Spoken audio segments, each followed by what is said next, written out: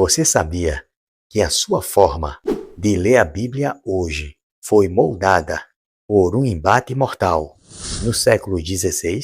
De um lado, Ulrico Zwingli, o homem que reformou teologicamente Zurique. Do outro, seus próprios discípulos, os anabatistas. Mas afinal, quais foram os argumentos reais que Zwingli usou contra eles? E por que entender a teologia desse reformador é a chave secreta para decifrar como o Espírito Santo revelou a verdade à Igreja ao longo de todos os séculos. É isso que você vai descobrir agora.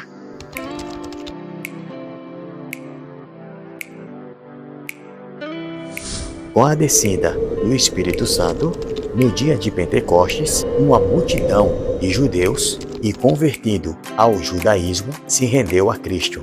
Mas, com a expansão da mensagem aos gentios, um conflito teológico explodiu. Alguns judeus, vindo da Judéia, começaram a ensinar que os novos convertidos precisavam se circuncidar para receber a salvação. Isso está registrado em Atos capítulo 15, versículo 1. Confira na sua Bíblia. A intenção desses fariseus que haviam crido ia muito além da circuncisão. O objetivo real era forçar os gentios a viverem debaixo da aliança do Sinai, tornando-se praticantes do judaísmo. Vejamos Atos capítulo 15 e o versículo 5. Mas alguns membros do partido dos fariseus que haviam crido se insurgiram, dizendo: é necessário circuncidá-los e ordenar-lhes que observem a lei de Moisés. É fundamental entender que quando a Bíblia usa a expressão lei de Moisés, ela está apontando para o primeiro sistema, ou seja, a antiga aliança estabelecida no Monte Sinai. Essa mensagem legalista de raiz farisaica que perverte o Evangelho de Cristo não morreu no Concílio de Jerusalém. Pelo contrário, ela se espalhou e contaminou as igrejas da Galácia. Para resolver essa crise, sob a direção do Espírito Santo, o apóstolo Paulo usa uma analogia poderosa, a história de Sara e Agar, duas mulheres que representam duas alianças distintas. Veja na sua Bíblia, Gálatas capítulo 4, versículos 21 ao 31. Quando Paulo fala sobre as duas alianças, ele está deixando claro que se trata de dois sistemas completamente diferentes. A intenção real desses cristãos judeus, ao exigir a circuncisão, era fundir a nova aliança com o sistema da antiga aliança. Para eles, o sacrifício de Cristo não era suficiente sozinho. O crente precisava entrar na lei, na Torá, para ser plenamente aceito por Deus. Ao tentar misturar esses dois sistemas, eles estavam, na verdade, desvalorizando o sacrifício de Cristo. Estavam esvaziando o poder da cruz. Preste muita atenção no veredito devastador que o apóstolo Paulo dá sobre essa prática. Abra sua Bíblia comigo em Gálatas, capítulo 5, versículos 1 e o 2. Para a liberdade foi que Cristo nos libertou. Por isso, permaneçam firmes e não se submetam de novo a jugo de escravidão. Eu, Paulo, lhes digo que, se vocês se deixarem circuncidar, Cristo não terá valor nenhum para vocês. Historicamente, a circuncisão fazia muito mais do que marcar o corpo. Ela transformava o gentio em um cidadão judeu, um prosélito. Ela era oficialmente a porta de entrada para a antiga aliança. Mas os cristãos gentios não tinham a obrigação de carregar esse jugo. Afinal, todo o primeiro sistema, com seus ritos e leis, encontrou o seu cumprimento perfeito na pessoa de Cristo. Sendo assim, quem está firmado pela fé em Jesus já foi plenamente justificado. Não deve nada ao antigo sistema da lei. Essa é a boa nova de salvação. Por outro lado, o alerta de Paulo é definitivo. Se você aceita a circuncisão como um requisito espiritual, você assina um contrato. Você assume a obrigação de guardar perfeitamente cada detalhe de toda a lei. É exatamente isso que o apóstolo afirma de forma categórica. Veja comigo, Gálatas capítulo 5 e agora o versículo 3. De novo, testifico a todo homem que se deixar circuncidar, que o mesmo está obrigado a guardar toda a lei. Vamos continuar, mas antes, se você não me conhece, meu nome é Adriano Correia. Você está no canal Verdade Sem Enrolação, o canal que estuda a Bíblia e deixa ela mesma se interpretar. Com a morte dos apóstolos e avançando pela história, registro do final do século II e início do século III mostra o surgimento da prática do batismo infantil. No século IV, a engrenagem da história mudou. Por meio do imperador Constantino, em 313, o cristianismo deixou de ser perseguido e em 380, com o imperador Teodósio, ele se tornou a religião oficial do império. Esse casamento entre igreja e Estado mudou a estrutura do que conhecemos hoje como a Igreja Católica Apostólica Romana.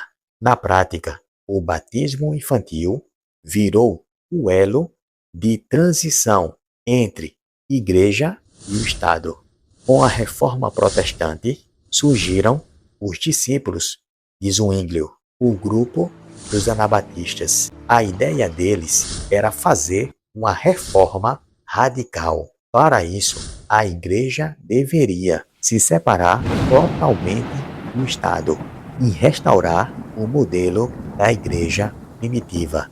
Eles defendiam que o batismo infantil deveria ser rejeitado, já que os primeiros cristãos só batizavam adultos conscientes de seus pecados. Zwinglio tentou convencer os anabatistas de que a aliança com o Estado era a única forma de garantir o sucesso da reforma. Sem o apoio dos magistrados, o movimento seria esmagado. Mas os anabatistas estavam decididos. Eles escolheram rejeitar o batismo infantil e romper totalmente com o poder político. Sem sucesso no argumento político, Zwinglio tentou uma abordagem teológica baseada apenas no Novo Testamento. Ele queria provar que o batismo de bebês já existia no tempo apostólico. Sua principal arma foi o texto de Atos, capítulo 2, versículos 38 e 39. Vejamos. Pedro respondeu: arrependam-se e cada um de vocês seja batizado em nome de Jesus Cristo para a remissão dos seus pecados.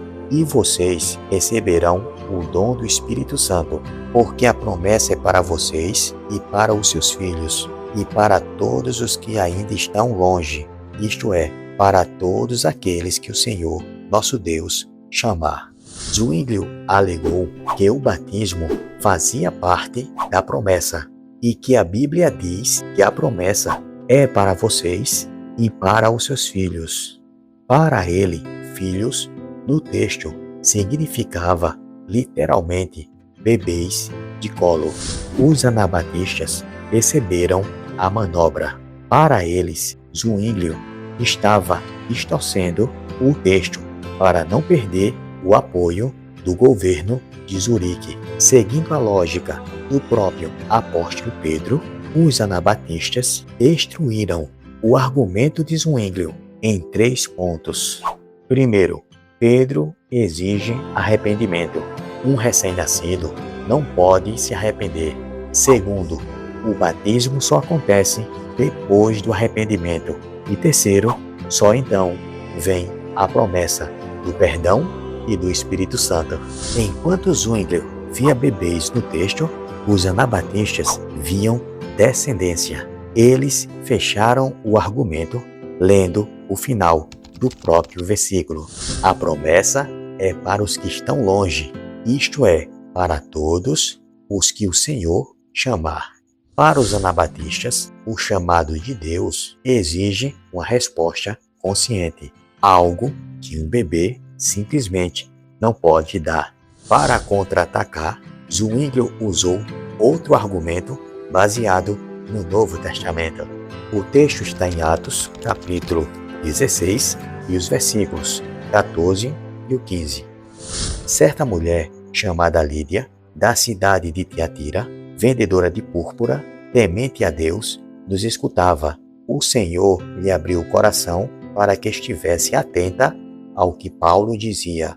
Depois de ser batizada, ela e toda a sua casa nos fez este pedido: se julgam que eu sou fiel ao Senhor, venham ficar na minha casa, e nos constrangeu a isso. O reformador apontava que o texto afirma de forma clara que Lídia foi batizada junto com toda a sua casa. Para Zwinglio, a expressão toda a casa incluía crianças, bebês e servos. Para ele, excluir as crianças desse batismo coletivo seria presumir algo que o texto bíblico não diz. Só que os anabatistas foram para a lógica do texto dentro do seu contexto. Eles responderam que Zwinglio construía uma teologia baseada em mera conjectura. O texto bíblico não menciona nenhuma criança, muito menos bebês, na casa de Lídia. Ela era uma comerciante de púrpura de outra cidade.